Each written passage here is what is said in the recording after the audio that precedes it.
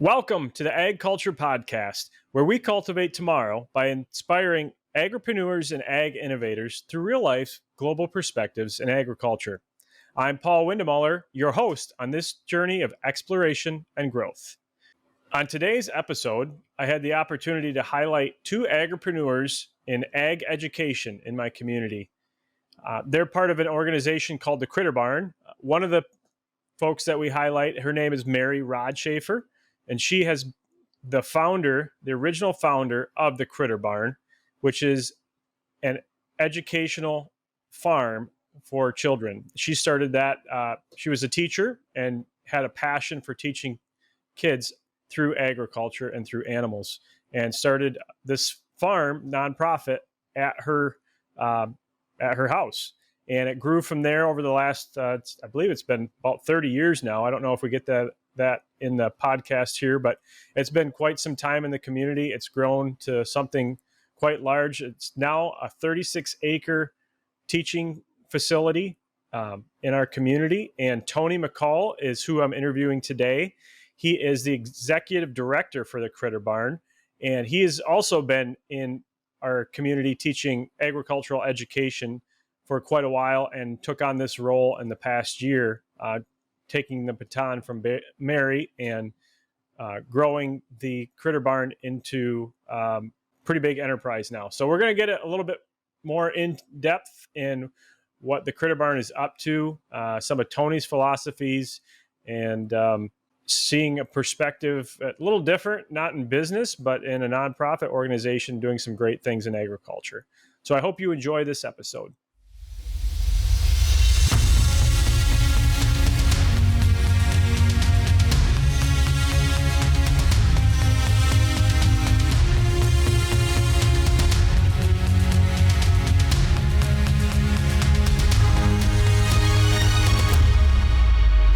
Today, I have the pleasure of talking with Tony McCaul. Tony is a friend and a community member in my community, and a very successful ag educator in our community. So I thought it'd be good to talk to him today about ag education and talk about his successes that he's had and a new role that he's in as well for an organization called the Critter Barn, that is an agricultural education organization in our community. So welcome, Tony. Thank you. Could you start by explaining some of the keys to your success that you've had, and some of the former roles that you've had in ag education? Yeah. Growing up on a dairy farm and a pig farm, that's where it all started, right? You got to go back to the past, but then just growing up, doing the things with my parents. But then I traveled to Michigan State and got a degree in agriculture education. Knowing that I loved agriculture, knew I loved farming, wasn't so sure if I loved teaching or not. But I was like, I still love sharing that passion. And so I finished my degree at Michigan State in agriculture education. And then I moved over to the west side in Holland and started a program at Reimagined Tech Center. Brand new program. It wasn't there. And so I had to restart it from scratch. And I was there for 14 years. And I can tell you every year I enjoyed it. I loved it. And it was just a fun adventure to grow that program to where it is today. Awesome. And what were some of the keys in your mind that really helped that program take off? Because it was quite cool to see what Tony did starting that program from scratch and seeing how big it got when you left that. Starting there in Ottawa County at the Reimagined Tech Center, I just started with one little step first, right? I knew it's important to do things slow, but be successful and then build on there. So every year I just kept adding and adding. And I use my resources. I use my community. I went into a community that had a whole bunch of blueberries, and there was a farmer down the road that had meat rabbits, and neither of those were my expertise. I mean, I had pigs and cows. Right. Very different. Very different. But I learned from them, and I took their knowledge and I embedded that into my curriculum. Mm-hmm. So you're constantly learning new things. And so every year I was intentional on starting off successful. And by the end of my career at the ISD, I would do 4 to 5 projects at a time, like per semester. And so it was doing them really well, but the kids were really engaged. Okay. What do you think in your mind really made the students engaged? Because a lot of times, especially nowadays, they're busy on their phones. Yeah. They're more interested in their phones than they are learning something, right? My first couple of years, like most teachers, they struggle. And and I was like, okay, how do I get these students to really gain the skills? And then I said, wait, what are the skills that I actually want them to learn? Like, what are the skills that they need to be in the industry?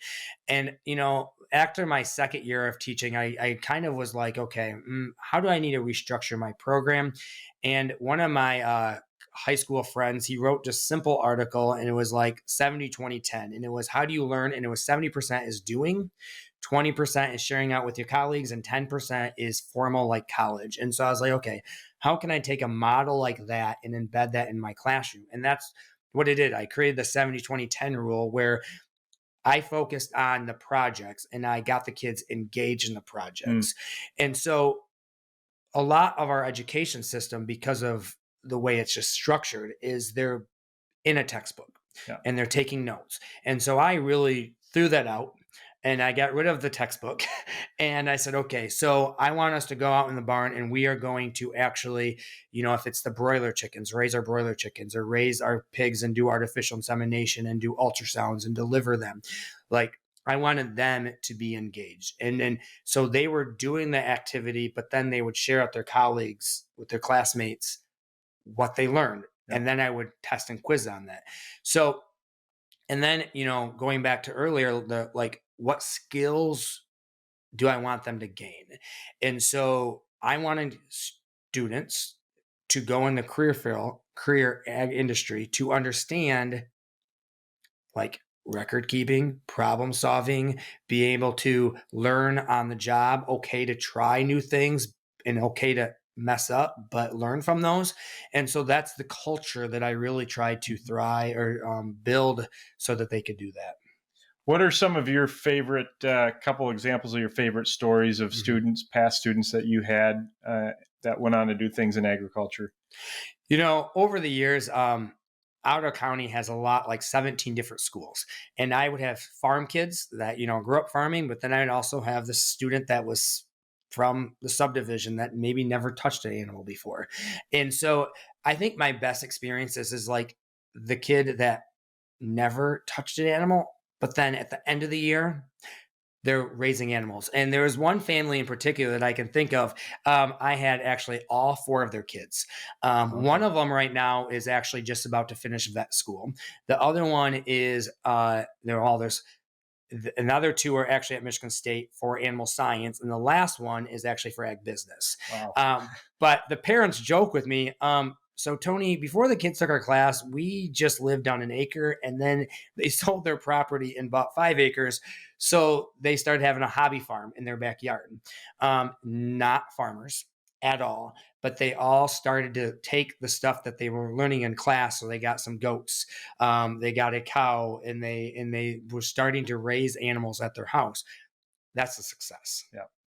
Well, I think learning from what you taught them, doesn't matter what field they went into, whether it was in agriculture down the road or not. There's so many things that instill values in kids that they don't get in other places these days, that they can get through involving themselves in agriculture. And I think for me, that's one of the reasons why agriculture education is so important, because it teaches so many values that are really difficult to teach in any other type of setting, I think. Yeah, I think what's important is to develop a culture and a time that our youth is so used to being with technology, and they're so used to being in our school system where it's just paper and pencil. And when you're in agriculture, there's a lot of problem solving, critical thinking. Yeah. There's a lot of, past experiences, and, like animals and plants, they change over time. And so you have to use your experience to figure that out. And so giving the kids a chance to just be engaged and experience, all of a sudden you spark an interest in them that they didn't know was there. Yeah. That's really cool to see when you see that coming through. Yep. Yeah. Let's switch gears to your new role.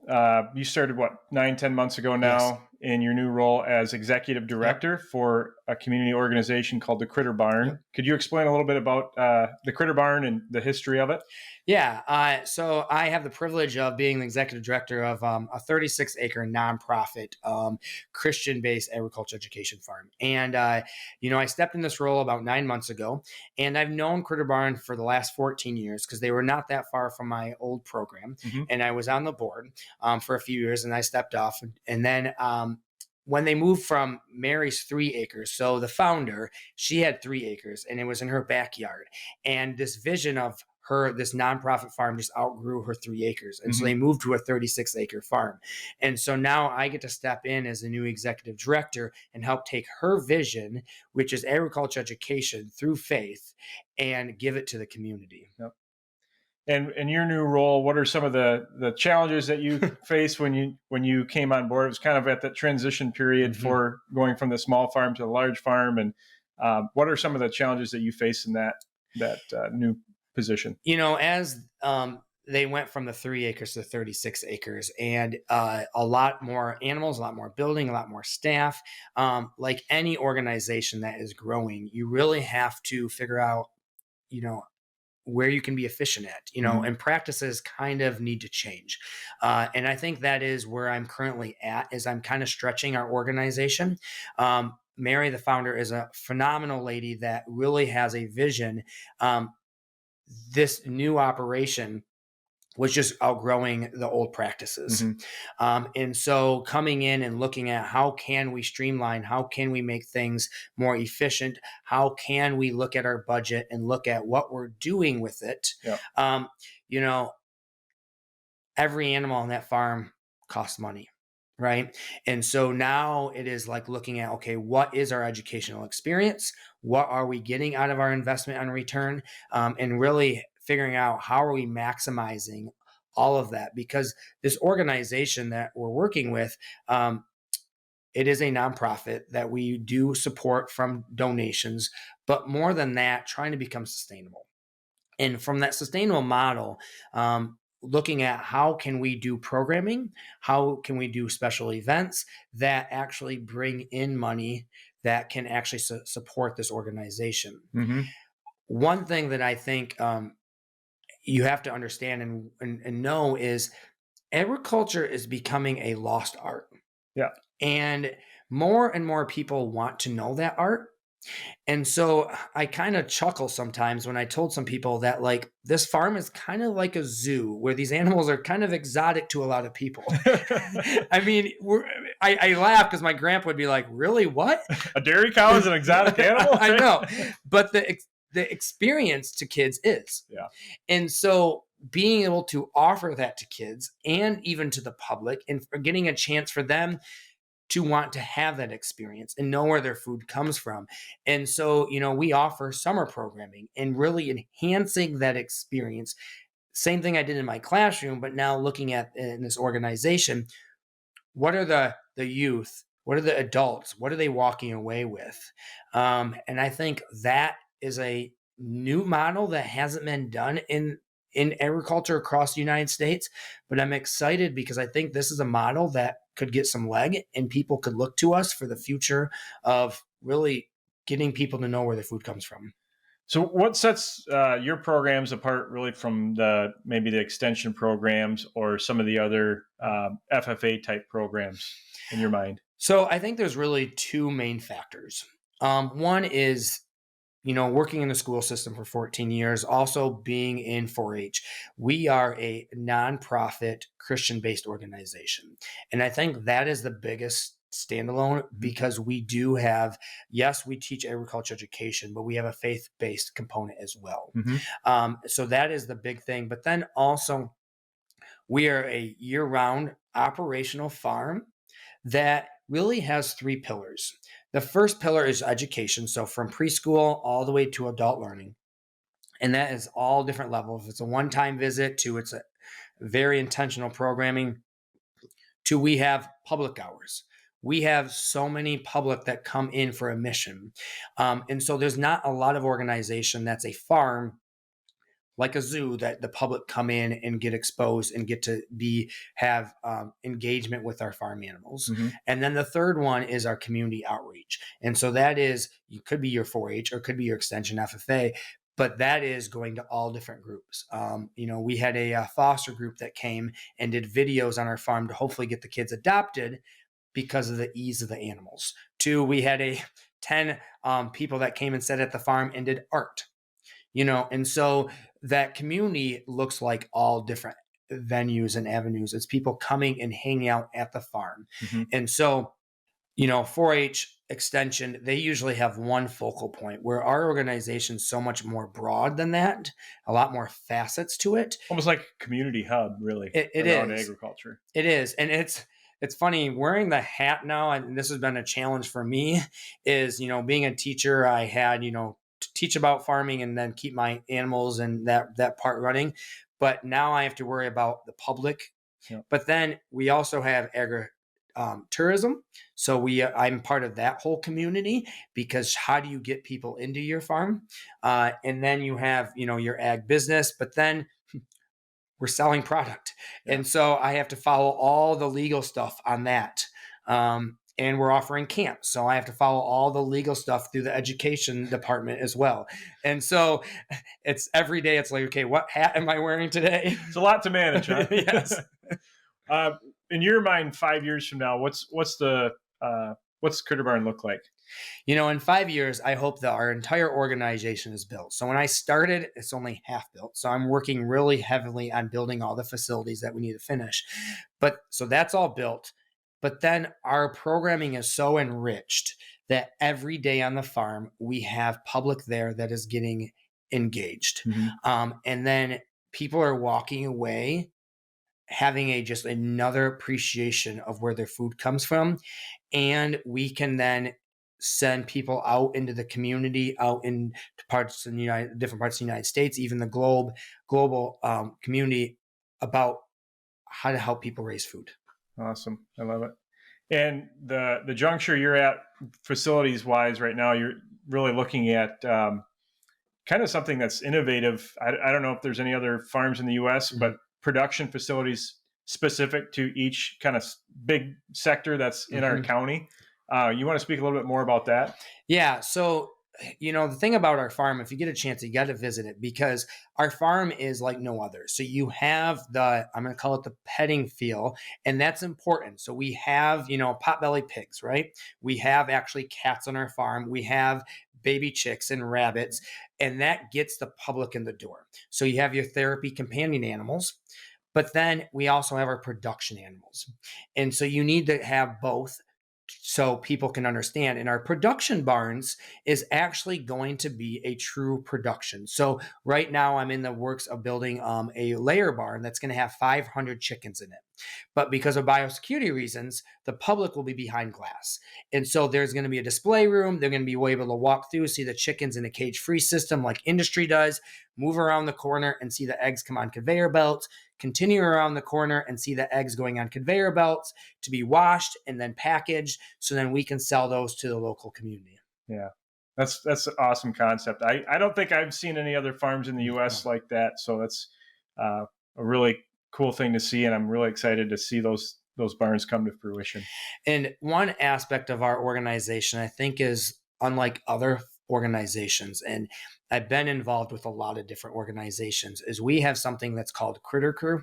And those are kids that will take a week-long class in the summer at ages 8 all the way to 16. And then every week they get to sign up and get scheduled for a 3-hour work shift. Okay. And they work on the farm. And we used to call it volunteering. And I've changed that name because it's so much more than volunteering. Yep. So it's 8 kids to 2 of my staff, and they are literally getting on-job training to become experts in this industry.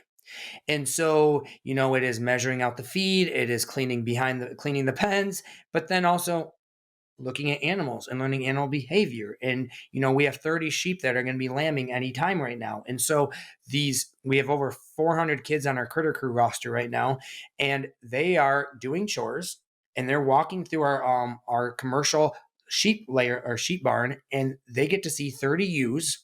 They get to evaluate them, and then feed them. But those are skills that I took for granted growing up on a pig farm, that our community doesn't, our youth doesn't get the chance as much. And so I think this model is something that makes me excited, because I think this is a model that can actually, people could actually utilize this model in other parts of the world. Yeah. And it's an advantage that they can have, like you said, that you grew up with. But even today, on a lot of the children growing up around agriculture, if they're around a 2,000 cow dairy, the chances are at 8 years old, they're probably not doing much on the farm either, right? Yeah. So even kids growing up around agriculture really don't get that hands-on experience like they used to, and this gives them that opportunity. So I think that's a great aspect of what you're doing.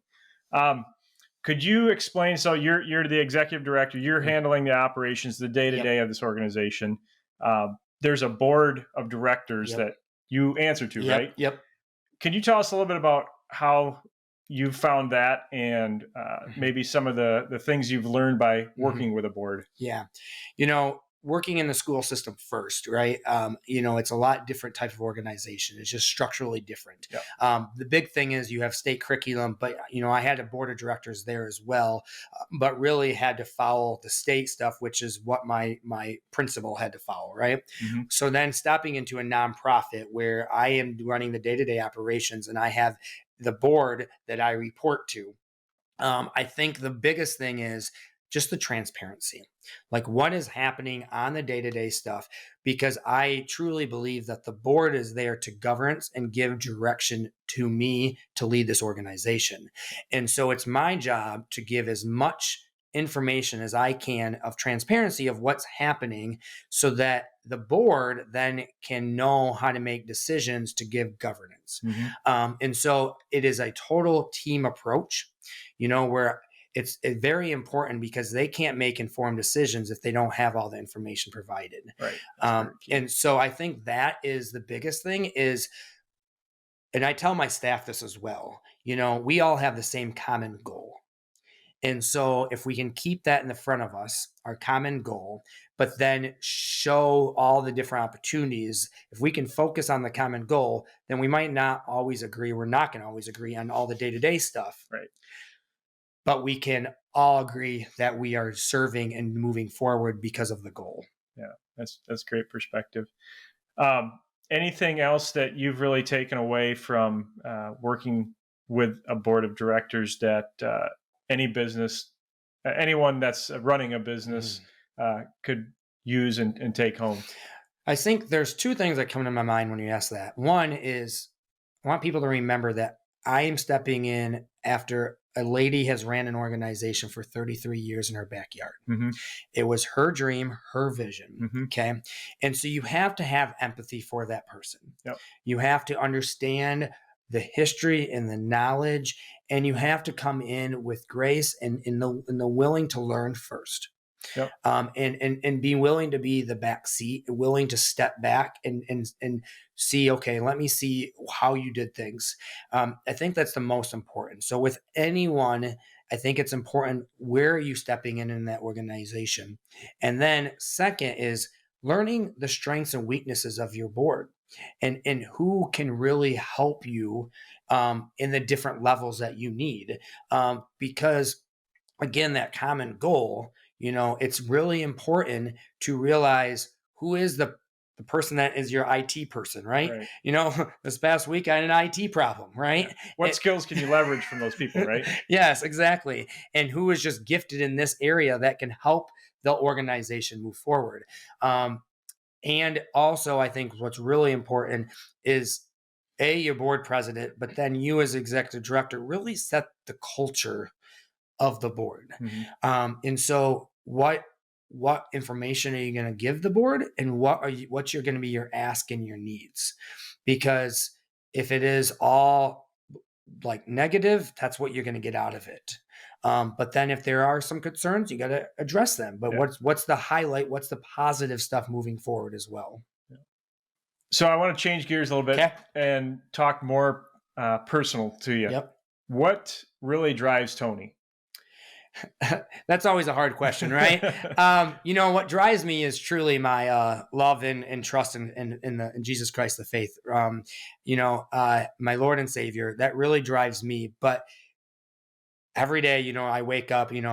What do you want me to do, God? Okay, and then this passion that He's put in me in agriculture.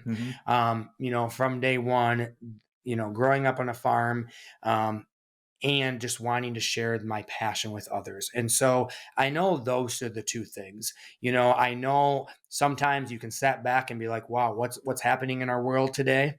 But then I also know that I have a purpose and a cause, and that I can bring light to the world by sharing joy, and we as humans need to eat. Yep.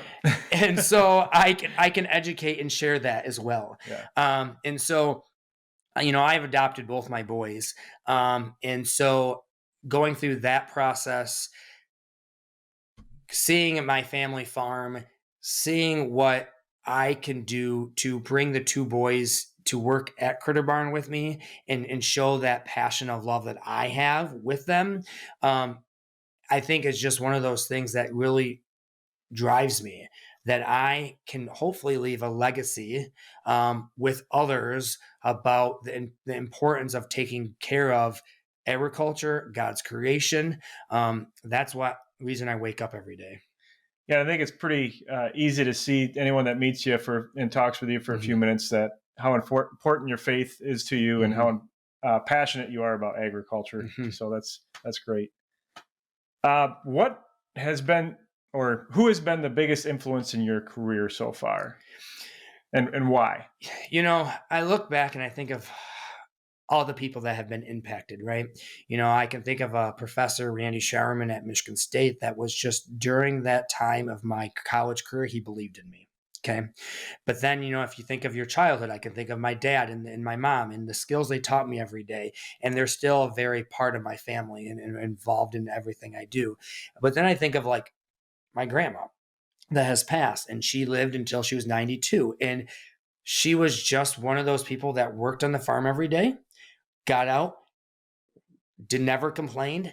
And so I think of like all these people throughout my life, they're the ones that really impacted me. And it's not just a person. And so I think to myself, how can I be a person that can just impact maybe a person's life for a part of their life when it's needed? I don't have to be someone their entire life, but I can be someone at maybe that key moment. But can I be consistent? Just like my grandma was consistent with me. And like my dad is 65 and he's about to retire in July. And I've seen the hardest working man that I know every day get up, and he puts in milking equipment, Yep. And never complains, just does the job. And even yesterday I was on the phone with him, and he's like, Tony, like, I even work with other competitor companies, and I help their employees out on how to fix the equipment. And he goes, I know some of my employees get mad at me. He goes, but at the end of the day, we have to work together to milk these cows. And I'm like, I love that attitude. And I love how he is okay that even though it might be a competitor company, he's willing to help them out, because that is things that I hope that I can do, is helping out any organization, because at the end of the day, isn't that what we're called to do? Yeah. To really serve and add value in every day that we work and live, right? Yep. Yeah. That's great. How can people find out more about the Critter Barn and get a hold of you? Yeah, I mean, probably the easiest is Google us. If you go to critterbarn.org, that's our website, or even on Facebook. Them are the two main active things that we have. And I am LinkedIn on there. I'm also connected in LinkedIn. So if you Google Tony McCaul, you'll probably find me. Right. But also critterbarn.org is the best place. And I'll be posting this week on social media some of the time that I spent with Tony at the farm. I'm actually on the board of the Critter Barn as well, so I spend some time over there and get to see what Tony's up to. So we'll be posting some of that in the social media, as well as how to get a hold of Tony and the Critter Barn in our show notes. Tony, it's been great. I really you. appreciate you spending the time to talk with us Yep. today about ag education, and wish you all the best in Thanks. the Critter Barn, all the best in fulfilling the vision Thank that's you. been set for you. So Thank you. thanks. Well, I hope you enjoyed hearing from Tony McCaul of the Critter Barn and what they're up to, educating the future generation of those that are going to be in agriculture. I have a lot of respect for the organization, for both Mary and Tony, what they're doing, and their passion for the industry and for children and educating. So I want to just encourage you to reach out to them, find out more about the Critter Barn. If there's a way you feel led to get involved, I ask you that you please do that. And as always, if you would be so kind as to take a moment to subscribe or write a review for our podcast, the Ag Culture Podcast, we'd really appreciate it. Reach out to myself, Paul Windemuller. You can find me on LinkedIn. You can check out what's going on with our podcast on pretty much any social media platform. So please reach out and look forward to connecting with you. Thank you.